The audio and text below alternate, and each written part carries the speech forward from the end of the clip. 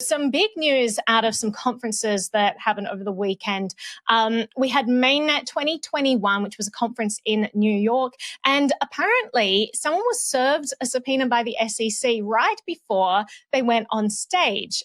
This was verified by Ryan Selkis, who said, if you're wondering when I actually decided to run for Senate, it was when these I'm not going to swear, came to my event, didn't buy a ticket, and served one of the speakers a subpoena. Enough talk, more war on our out of control regulatory state. And so, there's a lot of this stuff going on. This wasn't the only thing to happen this weekend. We also have Ryan Taylor, who said, today I responded to an IRS subpoena, had to explain to the agent and their PhD crypto expert why DCG didn't have records on the transactions of specific individuals. So yeah, pretty sure hiring more agents to capture more tax from crypto users is going to work out as they plan.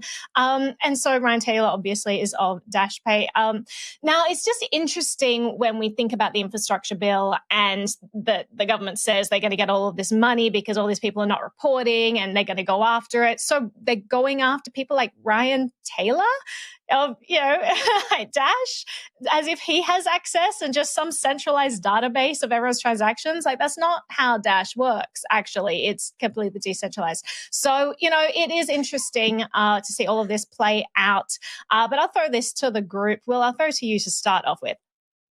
I just got to respond. Dash does have master nodes, which would make you think that they might have that information just on a cursory level. They probably don't, but I have to say that. But it's a decentralized masternode system. I mean, you don't even know who has the masternodes. Guys, stay on track, okay? We can save the Dash Stepping aside. This is a quick quip there. Okay. That was below the belt, Will. Come on, let's go. I mean, the masternode system is kind of a genius way to make instant transfers and to mix coins automatically. So I wouldn't. That's not something I would rip into. Contradiction. No, it's not. It's a network of decentralized masternodes, not a single. Just like we're a network of decentralized players in the crypto ecosystem, but all centralized in our individual persons. But I'll throw it back to Zach. I've revoked your duty. Will, taken the microphone away, sending it to Zach. You are banished. All right now, the IRS is like master nodes. All right, cool. So yeah, let's go back. Let's go back to the topic. It's about the SEC serving a subpoena allegedly. You love to see the Swirls headlines and the Looms headlines because so far no one has been able to confirm whomst was served at this conference. The rumor mill is certainly ramping up around this one. People are reaching out to a lot of the usual suspects. There's a couple of usual suspects who are sort of identified as being likely to have had this happen to them. I'm trying to speak with like circumspection here, obviously. We've reached out to one of the main suspects here. Suspects is a little bit much, or alleged persons who was served with alleged summons, and that person has yet to reply. That person, Do Kwon, of the Cosmos ecosystem and of Terra, which builds a lot of interesting sort of synthetic stock products and algorithmic stablecoins, told our former colleague Brady Dale at the Defiant that it wasn't him. So it's kind of unclear what's going on in terms of who this action was taken against. But it is one of those iconic crypto moments all of a sudden where at the crypto conference, someone is served with papers. We've heard of this happening before in the past. This is sort of a known tactic, but for it to happen in this instance certainly got crypto Twitter very excited yesterday, certainly got reporters everywhere, including myself, asking around to see who the hell knew for sure what went down. So until we can get some more sourcing on this one, it's going to be a mystery as to who was served, but it's certainly the talk of the town right now in New York and in crypto more broadly. Will, I'll toss it to you for your take. I mean, it's a very sort of iconic image, right? Like someone being served right before they're about to go on stage at the crypto conference. So I'm going to toss it to you for your take. Yeah, I'll say more on topic here.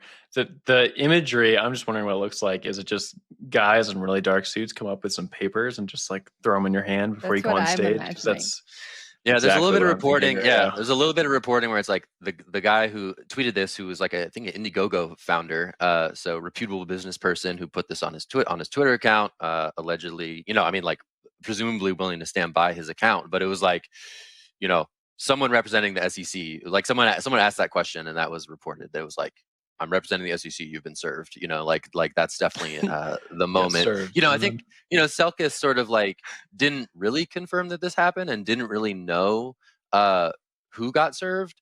He went on CoinDesk TV's First Mover this morning and sort of just addressed, the tweet that he made yesterday that referenced this. So they're also sort of waiting to get some more information before they really verify what went down and to whom. But yeah, super interesting. Naomi, take it away. Yeah, I heard from Ryan Taylor, and so he kind of delved into what actually happened when he got his subpoena. So they wanted them to report on the transaction of their registered masternode owners, and obviously he couldn't possibly have that information, nor do masternode operators need to register their masternodes anywhere. And apparently there was like a back and forth of many phone calls before they realized that he was telling the truth. And until then, apparently the agent assigned to the case kept saying, like, allegedly, you don't have this information, and that our PhD blockchain expert says you do. I mean, it's just clear that these people don't understand how crypto works. And these are the IRS agents who are, enforcing compliance and making sure that we're all paying our dues, and they don't even understand how the system works. So it's kind of a scary state of affairs when you have people completely uneducated holding the reins here. But Zach, I'll throw it back to you for the final words. Final words. If you were at Messari's Mainnet conference yesterday and you saw this happen with your own eyes, you send me a DM on Twitter, ZACKSEWARD, and we will get to the bottom of this. Yeah, big story out of Messari's Mainnet yesterday.